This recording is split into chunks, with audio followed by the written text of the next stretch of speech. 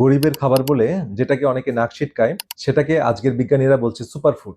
গবেষণায় প্রমাণিত এক রাত ভিজিয়ে রাখলে সাধারণ ভাত এমন কিছুতে পরিণত হয় যা বাজারের কোনো প্রোবায়োটিক ক্যাপসুলও পারে না। আমাদের দাদিরা অনেক সময় একটা কথা বলতেন, ভাত বেঁচে থাকলে ফেলিস না, পানি দিয়ে রেখে দিস, সকালে খাবি, সারাদিন ঠান্ডা থাকবি। তখন ভাবতাম এ আবার কি, বাসি ভাত খাবো কেন?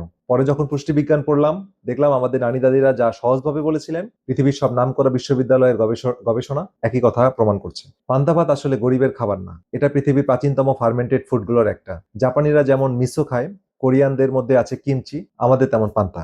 আমাদের ঠাকুরমা দিদিমারা হাজার বছর ধরে যা খেতেন, আজ সেটাই বিদেশি বিজ্ঞানীরা এসে আবিষ্কার করছেন।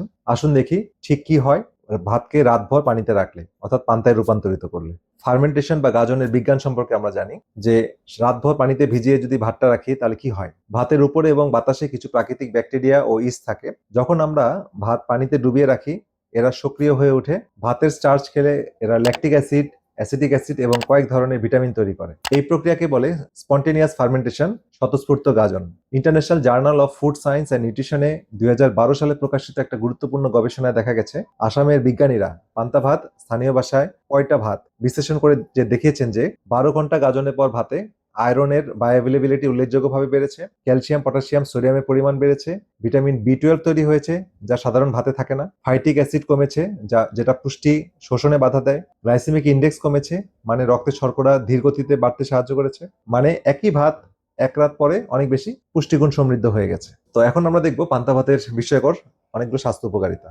প্রথম যে উপকারটা বলবো সেটা হচ্ছে হজম এবং অন্ত্রের স্বাস্থ্য রক্ষা করে এটা। তো পান্তা ভাতের যে ল্যাক্টোব্যাসিলাস ব্যাকটেরিয়া তৈরি হয় এটা পৃথিবীর সবচেয়ে শক্তিশালী প্রোবায়োটিক গুলোর মধ্যে একটা। বাজারে দামি দামি প্রোবায়োটিকের ক্যাপসুলে যা পান, এক বাটি পান্তা ভাতে তার চেয়ে অনেক বেশি বৈচিত্র্যময় ব্যাকটেরিয়া পাবেন। সেল জার্নালে 2021 সালে স্ট্যানফোর্ড ইউনিভার্সিটির যুগান্তকারী গবেষণায় দেখা গেছে নিয়মিত গাজানো খাবার গ্রহণে অন্ত্রের ব্যাকটেরিয়ার বৈচিত্র্য বাড়ে এবং শরীরের প্রদাহজনক মার্কার উল্লেখযোগ্যভাবে কমে।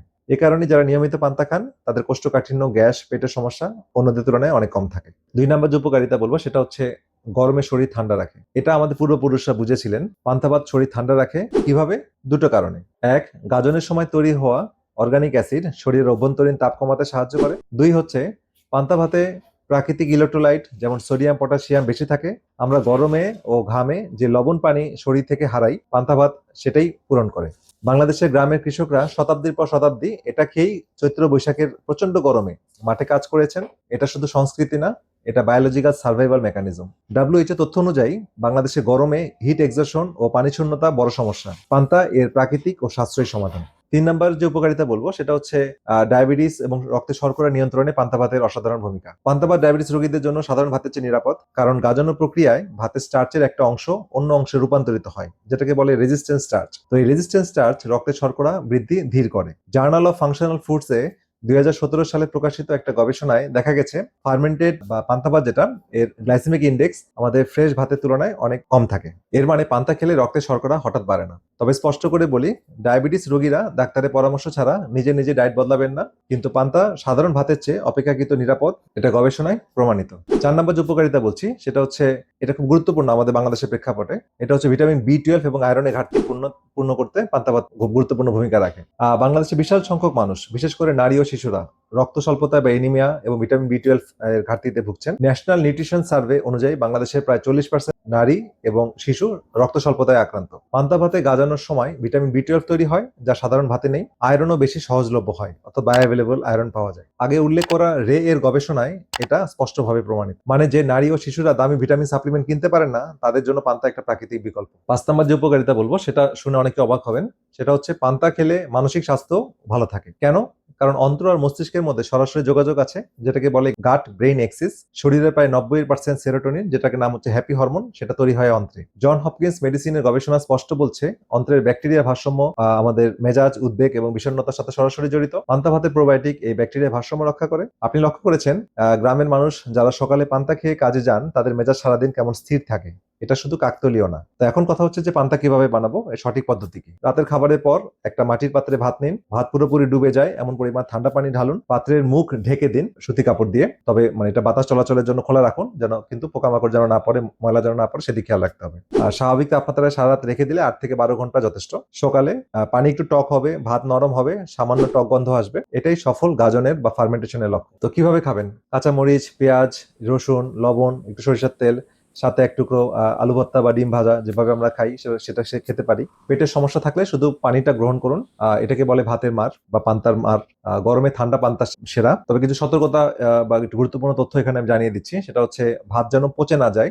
সফল পান্তার গন্ধ একটু টক কিন্তু সহনীয়। কিন্তু যদি এটা পচা মাছের মতো গন্ধ হয়, পচা ডিমের মতো গন্ধ হয়, রং বদলে যায়, বুদবুদ ওঠে, সেটা খাওয়া যাবে না। গ্রীষ্মকালে 8 ঘন্টা যথেষ্ট, বেশিক্ষণ রাখলে আবার নষ্ট হয়ে যেতে পারে। শীতকালে 12 থেকে 14 ঘন্টার মতো সময় লাগে। মাটি বা কাচের পাত্র ব্যবহার করুন। স্টিল বা অ্যালুমিনিয়ামের একদম ব্যবহার করা যাবে না, কারণ এটাতে অ্যাসিডিক বিক্রিয়া হয় এবং এটা কেমিক্যাল রিঅ্যাকশন হতে পারে। তো যাদের গুরুতর কিডনি সমস্যা আছে, যাদের রোগ প্রতিরোধ ক্ষমতা খুব কম, ডাক্তারের সাথে পরামর্শ না করে খাওয়া উচিত না। তো প্রথমবার যারা খাবেন অল্প পরিমাণ থেকে শুরু করুন, অর্ধেক বাটি, কারণ অন্ত্রে হঠাৎ অনেক প্রোবায়োটিক গেলে 2-1 দিন পেট ফাঁপতে পারে, কিন্তু 3-4 দিনের মধ্যে শরীর এটা মানিয়ে নেয়। একটা কথা শেষে বলি, আমরা প্রজন্মের পর প্রজন্ম এমন একটা সময়ের মধ্যে দিয়ে যাচ্ছি যেখানে নিজের ঐতিহ্যের জিনিসকে গরিবের খাবার বলে নাক ছিটকাই, আর বিদেশি দামি জিনিস কিনি স্বাস্থ্যের জন্য। পান্তা ভাত, কাজি, মাঠা, দই, কাসুন্দি, পান্তার পানি, ঘোল, এগুলো গরিবের খাবার না। এগুলো হাজার হাজার বছরের গবেষণালব্ধ পুষ্টিবিজ্ঞান, যেগুলো আমাদের পূর্বপুরুষরা পরীক্ষার পর পরীক্ষা করে আবিষ্কার করেছিলেন আমাদের জলবায়ু, আমাদের শরীর এবং আমাদের প্রয়োজনের জন্য। আজকে যখন বিদেশি গবেষকরা আমাদের এই খাবারগুলো নিয়ে গবেষণা করছেন আর অবাক হচ্ছেন, আমাদের লজ্জা পাওয়া উচিত নিজের ঐতিহ্যকে তুচ্ছ করার জন্য। পরের প্রজন্মকে শেখান এই বিজ্ঞান, না হলে একদিন আমাদেরই বিদেশি বইয়ে পান্তার রেসিপি পড়তে হবে।